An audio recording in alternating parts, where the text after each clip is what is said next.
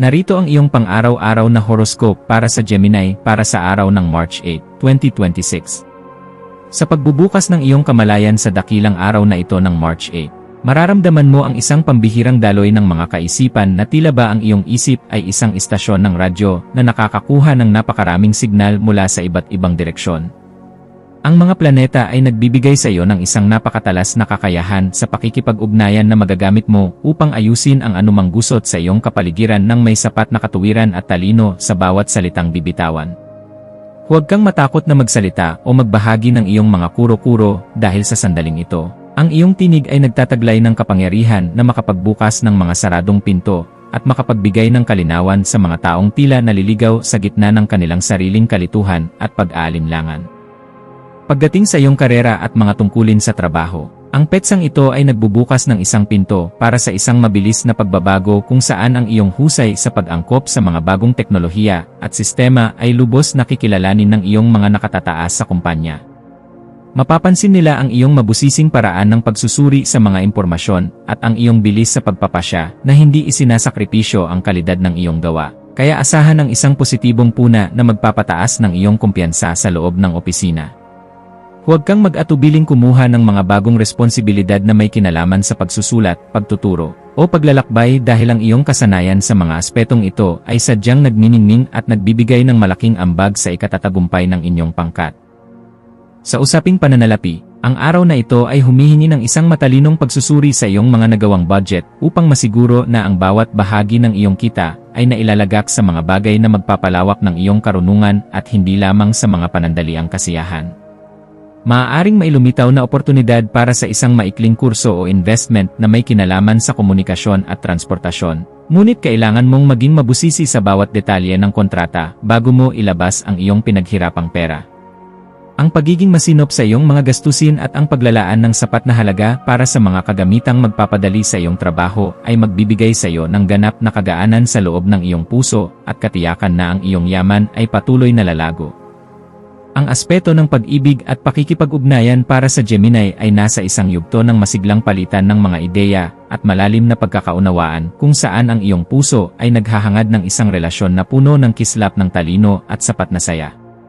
Ang pagpapakita ng iyong pagmamahal sa pamamagitan ng pagpapadala ng mga makabuluhang mensahe o ang pakikipag-usap tungkol sa iyong mga pangarap sa hinaharap ay lalong magpapatatag sa inyong ugnayan sa bawat sandali ng inyong pagsasama ngayong araw. Para sa mga naghahanap pa ng makakasama, ang iyong masayahing aura at ang iyong galing sa pakikipagkapwa-tao ay magsisilbing magnet para sa mga taong naghahangad ng isang partner na marunong makinig at may malawak na pangunawa sa iba't ibang aspeto ng buhay. Ang iyong kalusugan ay dapat maging isa sa iyong mga pangunahing prioridad sa pamamagitan ng pagbibigay ng sapat na atensyon sa iyong baga at mga kamay na maaaring makaramdam ng pagod dahil sa iyong walang tigil na pagkilos at pakikipag-usap sa maghapon. Ang iyong katawan ay humihiling ng sariwang hangin at mga sandali ng katahimikan upang mapakalma ang iyong nervous system na tila ba laging nasa mataas na antas ng alerto dahil sa dami ng impormasyong iyong pinoproseso. Ang pagsasagawa ng mga ehersisyong nagpapabuti sa iyong paghinga o ang simpleng pag-iwas muna sa ingay ng social media ay makakatulong upang mailabas ang mga negatibong vibes at mapalitan ito ng sariwang inspirasyon na magpapatibay sa iyong buong sistema at diwa sa bawat oras. Sa iyong pakikipagkapwa-tao, ang iyong papel bilang isang matalinong tagapamagitan at mapagkakatiwalaang kaibigan ay magiging sentro ng atensyon, lalo na sa mga taong nangangailangan ng iyong mabusising payo upang malampasan ang kanilang mga suliranin sa komunikasyon. May isang kaibigan o kamag-anak na maaaring lumapit sa iyo upang humingi ng tulong tungkol sa kung paano magpapahayag ng kanilang damdamin ng hindi nakakasakit, at ang iyong mga salita ay magsisilbing gabay na magbibigay sa kanila ng lakas ng loob. Maging mapagmasid sa bawat pakikipag-usap dahil ang bawat impormasyon na iyong ibabahagi ay nagtataglay ng kapangyarihan na makapagpabago ng buhay ng iba nang may sapat na paggalang sa kanilang sariling kakayahan at kalayaan sa bawat hakbang. Ang iyong malikhaing isipan ay magkakaroon ng pambihirang kislap sa hapon, lalo na sa mga gawaing may kinalaman sa pagsusulat, sining, o anumang paraan ng pagpapahayag na nagpapakita ng iyong pagiging mabusisi sa bawat aspeto ng iyong orihinal na kaisipan. Huwag mong limitahan ang iyong sarili sa iisang paksang lamang, bagkus ay subukan ang pagsasabay-sabay ng mga interes na magpapakita ng iyong galing habang pinapanatili ang kalidad at dangal ng iyong mga gawa para sa iyong sariling kaganapan.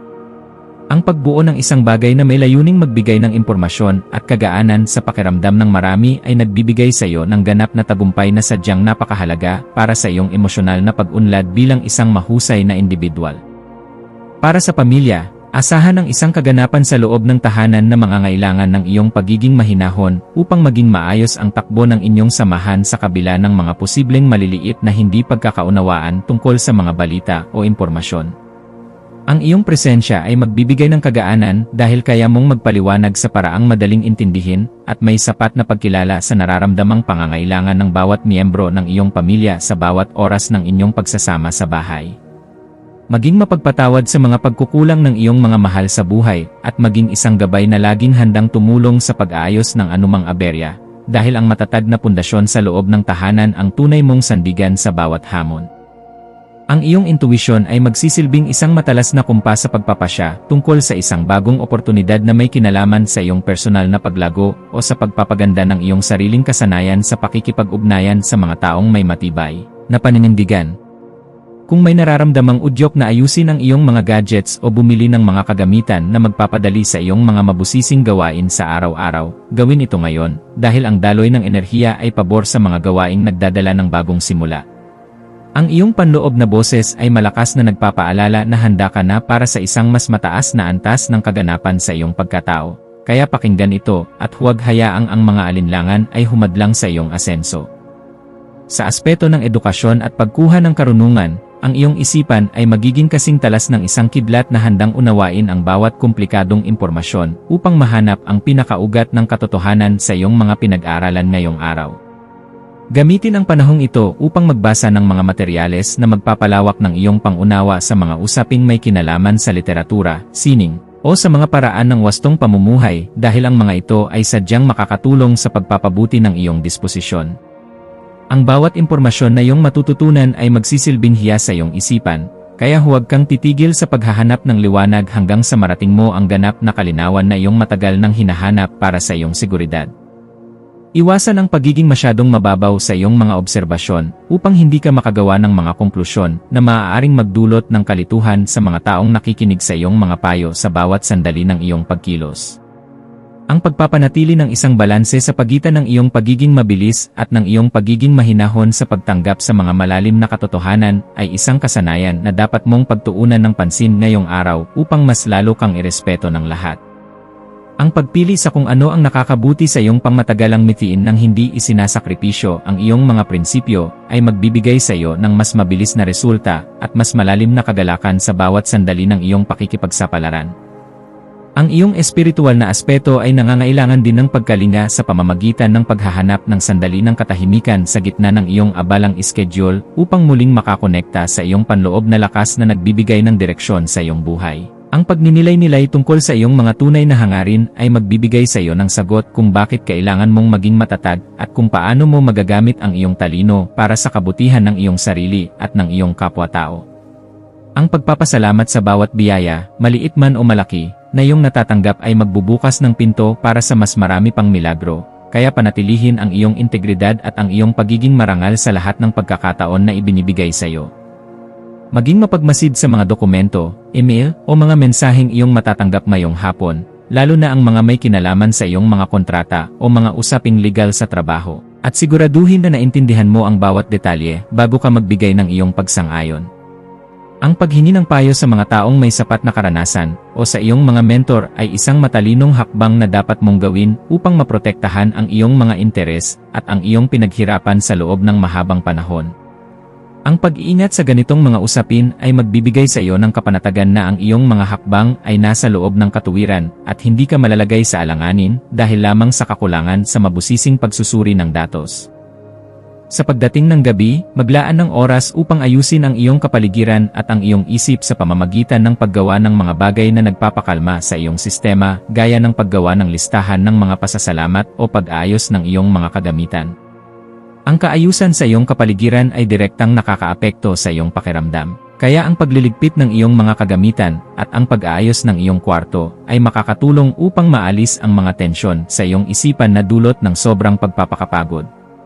Ang pagpapasalamat sa bawat tagumpay na iyong nakamit sa araw na ito ay magpapanatili sa iyong positibong disposisyon, na siyang magsisilbing magnet para sa mas magagandang balita na darating sa iyong pintuan bukas para sa iyong patuloy na ikaunlad at kagalakan. Bilang huling payo para sa iyo, laging tandaan na ang tunay na lakas ay matatagpuan sa pagkakaroon ng isang mapayapang puso na laging handang umunawa sa sarili at sa ibang tao nang may sapat na pagmamahal sa bawat sandali ng iyong pagkilos. Manatiling nakatutok sa iyong sariling landas habang nagpapakita ng malasakit sa mga taong nasa paligid mo, dahil ang kaganapan ng iyong pagkatao ay matatagpuan sa pagbabahagi ng iyong liwanag ng may dangal sa lahat ng pagkakataon na ibinibigay sa iyo. Hayaang ang liwanag ng karunungan ang maging gabay mo sa pagtahak sa daan ng iyong mga adhikain, at maniwala ka na sa bawat pagsusumikap mo na magpakita ng kabutihan, mayroong magandang bukas na naghihintay para sa iyo sa bawat sandali. Ang iyong mga maswerteng numero para sa araw na ito ay 5, 14 na, at 19. Ang iyong maswerteng kulay ay dilaw o pilak na sumisimbolo sa talino at komunikasyon. At ang maswerteng gawain para sa araw na ito ay ang pagsusulat ng isang maikling liham, ang pag-aaral ng isang bagong salita, o ang mabusising pag-aayos ng iyong mga file sa computer upang magkaroon ng mas maayos na sistema sa iyong mga gawain.